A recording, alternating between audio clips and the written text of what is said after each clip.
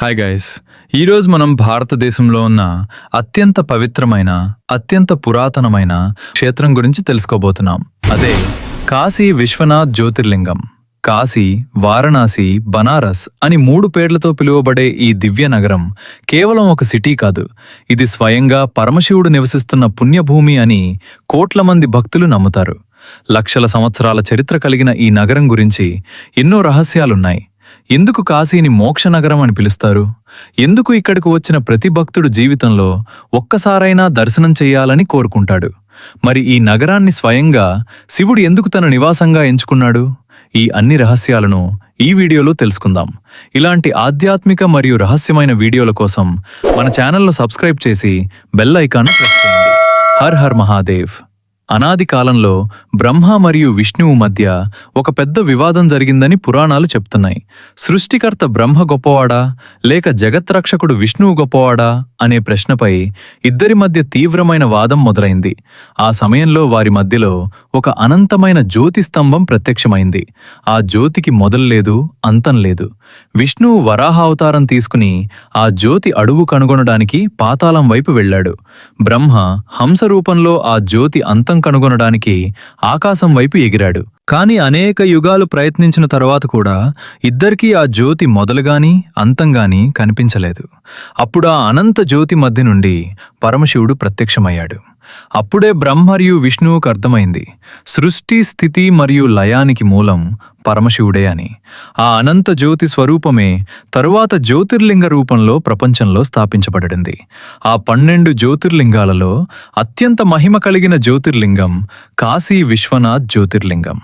పురాణాల ప్రకారం ఒక సమయంలో శివుడు పార్వతీదేవితో కలిసి భూమిపై ఒక దివ్య నగరాన్ని నిర్మించాలనుకున్నాడు. తన త్రిశూలంపై స్వయంగా ఒక పవిత్ర క్షేత్రాన్ని స్థాపించాడు. అదే కాశీ. అందుకే ఈ నగరాన్ని అవిముక్త క్షేత్రం అని పిలుస్తారు. అంటే శివుడు ఎప్పుడూ వదిలి వెళ్ళని ప్రదేశం అని అర్థం. ప్రళయం వచ్చినా, లోకాల అంతమైన కాశీ మాత్రం శివ త్రిశూలంపై సురక్షితంగా ఉంటుందని పురాణాలు చెప్తున్నాయి. అందుకే భక్తులు కాశీని భూమిపై ఉన్న కైలాసం అని పిలుస్తారు. కాశీ సృష్టి వెనుక మరో అద్భుతమైన రహస్యం కూడా ఉంది.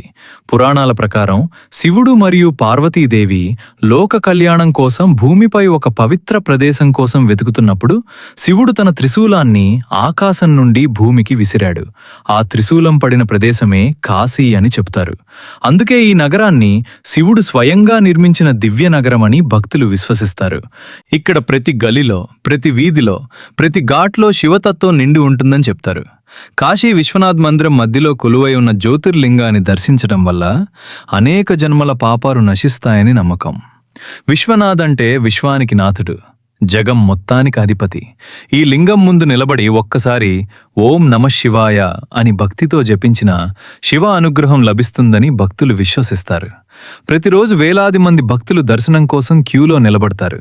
ప్రతి నిమిషం శివనామస్మరణతో ఈ క్షేత్రం మారుమోగుతూనే ఉంటుంది. కాశీ గురించి మాట్లాడేటప్పుడు గంగామాత గురించి చెప్పకుండా ఉండలేం. భగీరథ మహారాజు తన పితృదేవతలకు మోక్షం కలిగించడానికి ఘోర తపస్సు చేసి గంగను స్వర్గం నుండి భూమికి తీసుకువచ్చాడు. కానీ గంగా వేగం భూమిని నాశనం చేయగలదు. అందుకే శివుడు తన జటాలో గంగను ఆపుకొని మెల్లగా భూమికి విడిచాడు.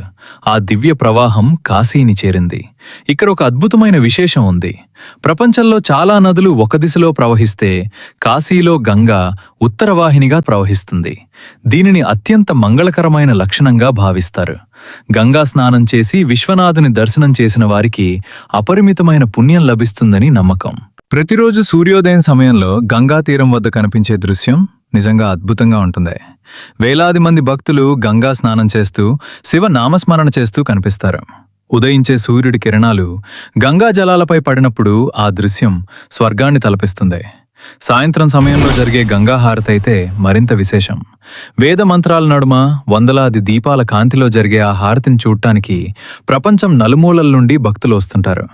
గంగాహారతి సమయంలో ఆకాశం, గంగ మరియు ఆలయ ఘంటానాదాలు కలిసిపోయి ఒక దివ్యమైన ఆధ్యాత్మిక వాతావరణాన్ని సృష్టిస్తాయి.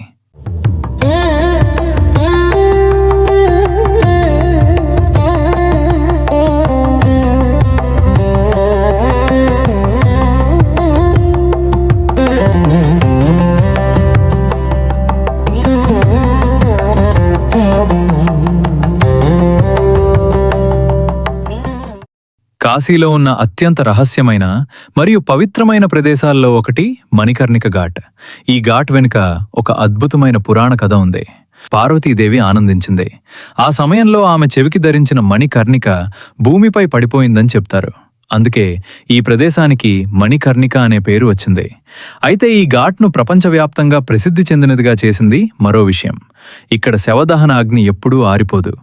రాత్రి పగలు తేడా లేకుండా నిరంతరం అంత్యక్రియలు జరుగుతూనే ఉంటాయి.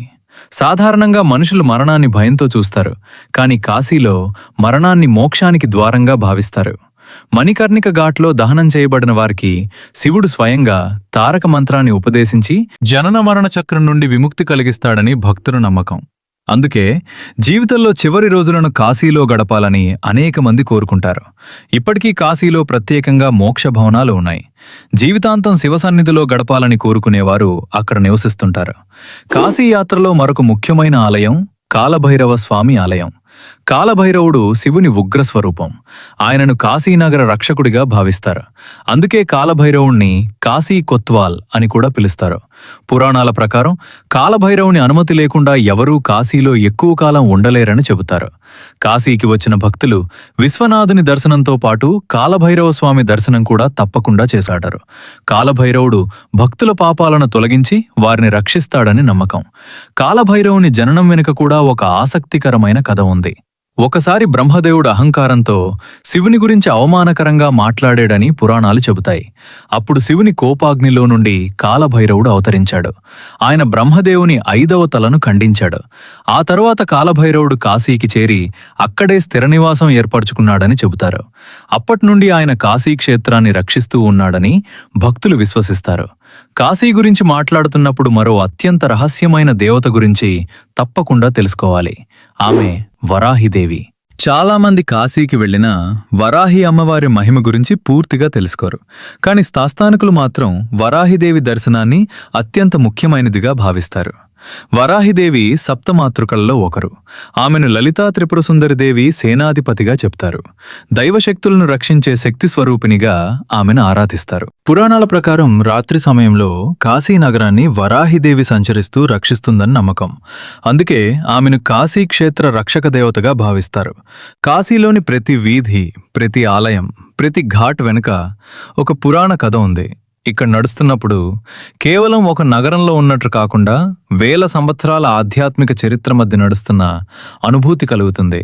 అందుకే కాశీని కేవలం ఒక యాత్రాస్థలమని కాకుండా జీవితం మరియు మరణం యొక్క అసలు అర్థాన్ని తెలియజేసే దివ్య క్షేత్రంగా భావిస్తారు.